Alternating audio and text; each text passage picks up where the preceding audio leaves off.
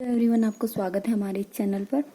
पिछली वीडियो में मैंने आपको बताया था कि रिजर्व क्या होता है और टाइप्स ऑफ रिजर्व क्या होता है। आज हम डिफरेंस करेंगे कि प्रोविजन क्या होता है और रिजर्व क्या होता है। जब भी आप डिफरेंस करें तो सबसे पहले आपको मीनिंग लिखना होता है। इसमें आप सबसे पहले प्रोविजन का मीनिंग लिखेंगे, फिर रिजर्व का मीनिंग लिखेंगे। और डिफरेंस आपको कैसे स्टार्ट करना है, बेसिस के अकॉर्डिंग आपको हमेशा डिफरेंस लिखना है, तभी एग्जामिनर आपको मार्क्स देगा। तो प्रोविजन क्या होता है, जिस घटना का हमें पता होता है कि आने वाले टाइम में वो घटना होगी ही होगी, तो हम उसे क्या कहते हैं, प्रोविजन कहती है। और जो घटना का हमें पता नहीं होता, अचानक होती है, उसे हम क्या कहते हैं, रिजर्व कहते हैं। तो सबसे पहले मीनिंग से शुरुआत करेंगे। मीनिंग आपको अलग से भी लिखना है और डिफरेंस में भी आपको मीनिंग लिखना है। तो मीनिंग में आप क्या लिखोगे, आयोजन किसी ज्ञात दायित्व की पूर्ति के लिए बनाया जाता है। मतलब जिसका हमें पता होता है कि ये क्या है, लाइबिलिटी, मतलब ये घटना होगी ही होगी, तो उसके लिए हम क्या है, जो बनाते हैं उसे हम क्या कहते हैं, प्रोविजन कहते हैं। और रिजर्व क्या होता है, जो अज्ञात दायित्वों की पूर्ति के लिए बनाया जाता है। सेकंड पॉइंट है हमारा उद्देश्य या पर्पस। आयोजन का उद्देश्य ह्यास, संदिग्ध ऋणों तथा अन्य विशिष्ट दायित्वों के लिए बनाया जाता है। ज्ञात दायित्व जैसे क्या होता है, डेप्रिसिएशन भी हमेशा एसेट पर लगेगा ही लगेगा, एसेट की वैल्यू हमेशा घटेगी ही घटेगी। तो हम क्या होते हैं, इसकी विशेष उद्देश्य की पूर्ति, इसमें इसका उद्देश्य क्या होता है, ह्यास मतलब डेप्रिसिएशन के लिए बनाया जाता है, संदिग्ध ऋणों तथा अन्य विशिष्ट दायित्वों की पूर्ति के लिए बनाया जाता है। और संचयों का मुख्य उद्देश्य क्या होता है, उद्देश्य व्यवसाय की वित्तीय स्थिति को सुदृढ़ करना। मतलब क्या होता है, फाइनेंशियल पोजीशन को ठीक रखना।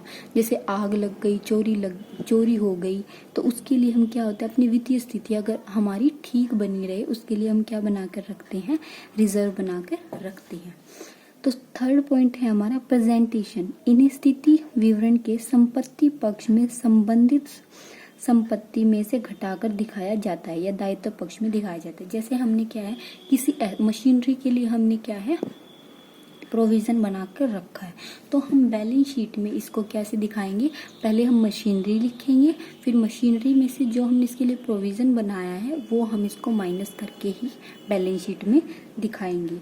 और रिजर्व को कैसे दिखाते हैं, इन स्थिति विवरण के दायित्व पक्ष में रिजर्व एंड सरप्लस के रूप में दिखाया जाता है। इसको क्या है, लाइबिलिटी साइड दिखाया जाता है, और प्रोविजन को एसेट साइड, उस एसेट में से माइनस करके दिखाया जाता है। उसके बाद है यूज इन डिविडेंड डिस्ट्रीब्यूशन। आयोजनों का प्रयोग अंशधारियों में लाभांश वितरण करने हेतु नहीं किया जाता। कभी भी हम प्रोविजन के पार्ट को अंशधारियों में डिस्ट्रीब्यूट नहीं करेंगे, लेकिन संचयों का प्रयोग अंशधारियों में लाभांश वितरण करने हेतु भी किया जाता है।